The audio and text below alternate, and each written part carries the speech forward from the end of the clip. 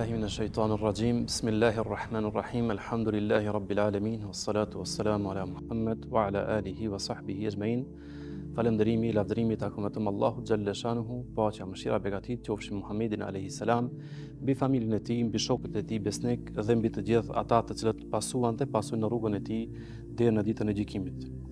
Fillimisht të nderuara motra, të nderuar vëllezër, urime ki muaj i bekuar. Lusë Allahun subhanahu wa ta'ala që të dalim faqebar nga ki muaj, të përfitojmë nga ki muaj i bekuar, të cilën Allahu subhanahu wa ta'ala edhe këtë vit na ka bë caktim nasip që ne të arrijmë këtë muaj. Të nderuar vëllezër, çdo njeri në këtë botë ka një shembull. Për neve shembulli më i mirë është Muhamedi alayhis salam në moral, në jetën tonë të përditshme. Po ashtu janë edhe sahabët, shokët e pejgamberit alayhis salam, ata të cilët duhet t'i ndjekim dhe të shohim, të jenë shembull për neve, që të shohim se si kanë kaluar jetën, si kanë kaluar Ramazanin, si kanë bërë një adhurim për Allahun subhanahu wa ta'ala, sepse Allahu subhanahu wa ta'ala në Kur'an tha, radiyallahu anhum wa radu an, Allahu është i kënaqur me ta dhe ata janë të kënaqur me Allahun subhanahu wa ta'ala. Një nga hadithet, edhe pse është daif kuptimi i tij, është i plot, thot pejgamberi alayhis salam, ashabi ken nujum bi ay iktadaytum ihtadaytum.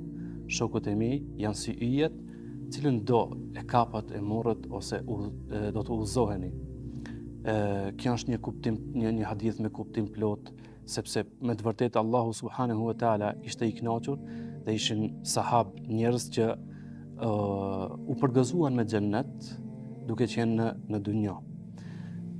Në këto minuta shumë të shkurt dua së paku t'ju përmend se si kanë kaluar Ramazanin ata. Ata kanë qenë në kulmin e devocionit, në kulmin e devotshmërisë. Andaj dhe janë shembull për neve. Çdo kush i prej neve ka bën një sistem, e ka bën një projekt në kokën e vet se çfarë duhet të bëjnë në këtë Ramazan. Andaj më i miri shembull për neve është pejgamberi alayhis salam, pastaj sahabët, shokët e pejgamberit alayhis salam. Nëse shohim se kur zbriti ki Kur'an, zbriti në Mekke në muajin Ramazan dhe Allahu subhanahu wa ta'ala deshti që në shpellën Hira të zbresin ajetet e para të Kur'anit. Dhe pejgamberi alayhis salam kishte shumë shok, kishte migjallar, kishte familjar, por nuk shkoi te asnjë prej shpellës, por shkoi te gruaja e tij, tek Hatixha. Pra ishte gruaja e cila pejgamberi alayhis salam e respektonte dhe e donte shumë.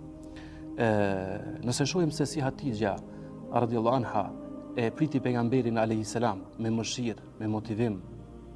Kjo ishte fillimi i parë i këtij Kur'anit, ishte mëshira, filloi ki Islam me mëshirë dhe filloi ki Islam me gruan e parë e cila e pranoi Islamin. Kjo ka qenë nona e besimtarëve që pejgamberi alayhis salam e përmendte gjithmonë dhe në agoni të vdekjes, pejgamberi alayhis salam tha shumë fjalë të mira për ta, saqë nuk i mbau lotët dhe nuk i mban lotët edhe vajzat që i kishte prezant pejgamberi alayhis salam, vajzat e Hatixhës radhiyallahu anha. Nëse shohim në historinë islame se si kanë kaluar Ramazane, të shohim tek Ebu Bekri. Një nga transmetimet, kanë ardhur shumë transmetime, por një nga transmetimet që dua ta përmendi sot para juve është një transmetim që ka ardhur për Ebu Bekrin, i cili në iftarin që po e bënte, ja afrua një gotë ujë dhe një gotë ujë i ftohtë dhe hapi iftarin, e çeli iftarin me këtë gotë ujë. Në moment që hapi iftarin, e lëshoi gotën e tij dhe filloi të qante. Dhe i than Ebu Bekrit se çfarë ke o njeri i dashur, çfarë ke, pse po qan, çfarë të shtiu të qash në kohën e iftarit, në sofrën e iftarit. Tha, mu kujtua pejgamberi alayhis salam. Pra Ramazani, të nderuar vëllezër, na bën që t'i kujtojmë pejgamberin alayhis salam, t'i kujtojmë njerëzit e mirë. Dhe po ashtu Ebu Bekrin të njëjtën e bëri Ebu Bekri, e kujtoi pejgamberin alayhis salam. Tha, si e kujtove Ebu Bekr pejgamberin alayhis salam? Tha, e kujtova pejgamberin Allahut një ditë, ishte pejgamberi alayhis salam dhe unë po e shikoja. Dhe pejgamberi alayhis salam fliste dhe bënte me duar kështu, sikur largonte diçka nga vetja e tij. Dhe shkova dhe e pyeta pejgamberin alayhis salam, thash, ja Rasulullah, çfarë ishte ai gestikulacioni jot që ti po largon dikën, tha u Abu Bekr, më erdh dunjoja, bota dhe në formë të njerëzit dhe më tha më merr ose merr gjithçka çka don dhe unë e largova. Kështu që objektivi im është xheneti dhe nuk mora nga dunjoja. Dhe Abu Bekri tha, a thua vallë çfarë halli është ose si është halli i besimtarëve, i njerëzve që kemi mbet pas pejgamberit alayhis salam, se ne a mos kemi kapur shumë nga dunjoja, a mos po kënoqemi shumë nga dunjoja dhe kemi harruar objektivin ton. Pra Ramazani për këta ka qenë disiplinë e cila e ka kthyer në takvallëk, në takva, në devocion që ta kujtoj Allahun, ta kujtoj ahiretin. Pra për njeriu duhet të jetë objektivi dhe vizioni xheneti dhe jo kjo dunjë.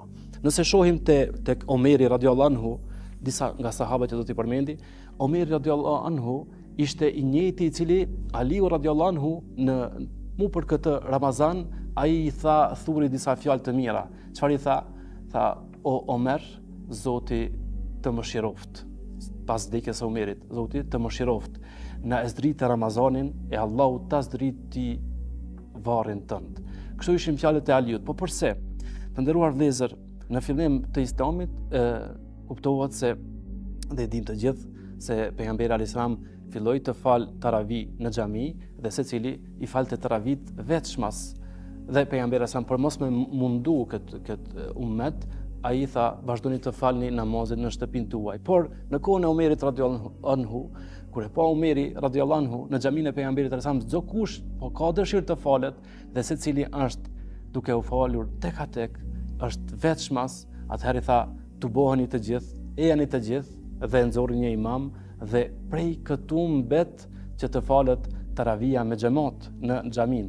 Dhe për ata Aliu radiallahu anhu e tha këtë fjalë për Omerin radiallahu anhu se ai na zdriti neve xhamien. Edhe na e thojmë të njëjtën fjalë siç ka thënë Aliu radiallahu anhu Omerit, Allahu të mëshiroft e ta zdrit varrin tënd, ta bën varrin tënd nur, sepse me të vërtetë në këtë Ramazan ne po gëzohemi dhe jemi njerëz të cilët çdo kush po afrohen, burra dhe gra, po afrohen në xhami dhe po i falin taravit. Për neve është kjo një motivim, një motivim i cili neve po na shtyn në takvallëk. Ky është Omeri radiallahu anhu, i cili e donte shumë disiplinën. Pra nga disiplina që e kishte, ai nuk i la të falen njerëzit, njëri veçmas, njëri në qoshën, njëri në cepin tjetër, por i tuboi njerëzit, i afroi njerëzit që të falen namaz. Pra, nëse shikojmë të gjithë historitë e pejgamberëve, të gjithë historinë e shokëve të pejgamberit alayhis salam, do t'i gjejmë këta shembuj të cilët ne janë shembull për neve që të jetojmë në këtë dunjë. Nëse shohim edhe Uthmanin radiallahu anhu, do ta shohim se ai ka qenë ai kulmi i cili e ka shfrytzuar ose e ka shfrytzuar më së shumti këtë dunjë për ibadet dhe po ashtu e ka shfrytzuar dhe Ramazanin për adhurim. Saqë thotë Uthmani radiallahu anhu ka qenë shumë i lidhur me Kur'anin, i frymzuar nga hadithet e pejgamberit alayhis salam, nga pejgamberi alayhis salam, duke thënë se po kishte thonë pejgamberi alayhis salam se mos bëni hatme më pak se 3 ditë, po do të kisha bë hatme edhe për çdo ditë. Por për çdo ditë të Ramazanit ai ka bërë nga një hatme. Domethënë e ka filluar të bëj çdo 3 ditë një hatme për Allahun subhanahu wa taala. Pra ka qenë i kapur me Kur'anin, i lidhur me Kur'anin, i disiplinuar në jetën e tij të përditshme.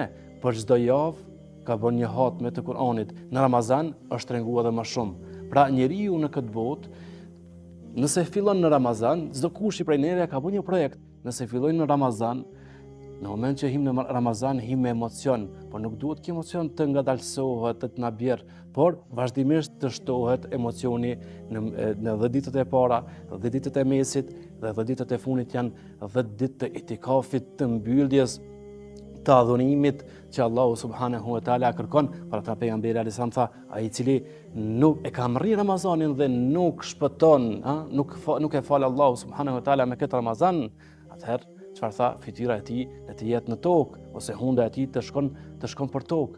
Kështu ishte edhe një mallkim i pejgamberit alayhis salam për ata njerëz që i ka arritë Ramazani edhe ata nuk e shfrytëzojnë. Lusë Allahun subhanahu wa taala me këto pak shembuj që i kemi nga sahabët, se po të flasim për sahabët, ndoshta me ligjërata do të jenë shembulli më i mirë për neve, do të gjejmë mrekulli tek ata se si ata arritën devocionin, si ata arritën devotshmërinë. Për ata Omeri radhiyallahu anhu kur e pyetën tha, çfarë është devotshmëria?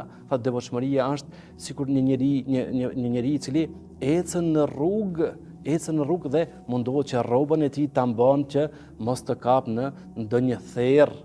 Pra kështu duhet të ecë njeriu për ta pas devotshmërinë në zemrën e tij. Lusë Allahun subhanahu wa taala që ky Ramazan për neve të jetë shpëtim. Edhe një herë urime ju qoftë muaji i bekuar i Ramazanit. Allahu ju shpërbleft. Assalamu alaikum wa rahmatullahi wa barakatuh.